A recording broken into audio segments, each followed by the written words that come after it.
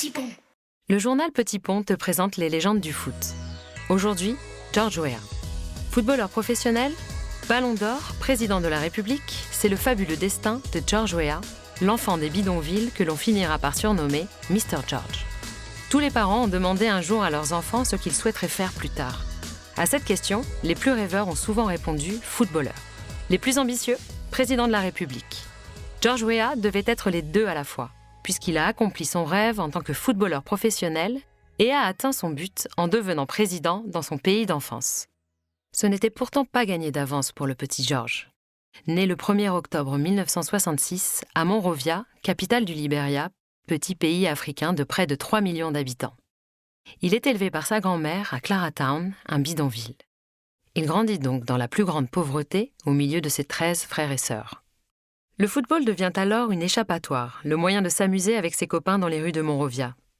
Gardien de but à ses débuts dans des clubs du Libéria, c'est pourtant au poste d'attaquant que sa carrière démarre dans le meilleur club camerounais du moment, le Tonnerre de Yaoundé. Une seule saison lui suffit pour se faire remarquer par l'entraîneur de l'équipe nationale du Cameroun, Claude Leroy, qui le recommande à Monaco. Arsène Wenger, l'entraîneur monégasque à l'époque, accueille le jeune Weah, 21 ans. Je me souviens de notre première rencontre à Monaco. Il était un peu perdu, il ne connaissait personne, n'était pas considéré. En 1995, il est devenu le meilleur joueur du monde. Son ascension va être fulgurante. En effet, dès sa première saison en France, il inscrit 16 buts en 28 matchs. Il fera ensuite le bonheur du Paris Saint-Germain en inscrivant but sur but.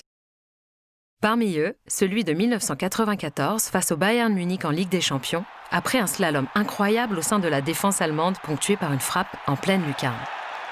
Quel but! Il est passé! Quel but! Quel festival, George Weah! Ah, ça c'est un festival. L'année suivante, il rejoint le Grand Milan et devient le premier joueur africain à remporter le Ballon d'Or. En 1996, il marquera avec l'équipe italienne le plus beau but de sa carrière.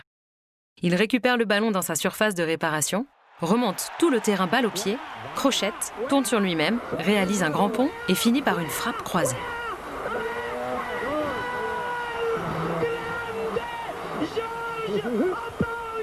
Mais plus qu'un footballeur extraordinaire, Mr. George est un homme exceptionnel. Le 7 avril 1997, il est nommé ambassadeur de l'UNICEF. Très honoré, il déclarera que l'un de ses rêves est devenu réalité, lui qui a toujours essayé d'améliorer le quotidien des Africains et en particulier celui des enfants. Vincent Guérin, son coéquipier au PSG, se souvient qu'il récupérait les plateaux repas non utilisés afin de les offrir à des SDF. Depuis 2017, il peut s'occuper des plus démunis en tant qu'homme d'État. Arsène Wenger lui dira en personne « Vous êtes président maintenant. Auparavant, vous étiez mon enfant. Je vous souhaite un avenir de paix et de bonheur. My greatest contribution to this country as president did not last in the eloquence of my speeches, but will definitely last in the quality of the decision that I will make. » Après avoir été entre de bons pieds, le Libéria est sûrement aujourd'hui entre de bonnes mains.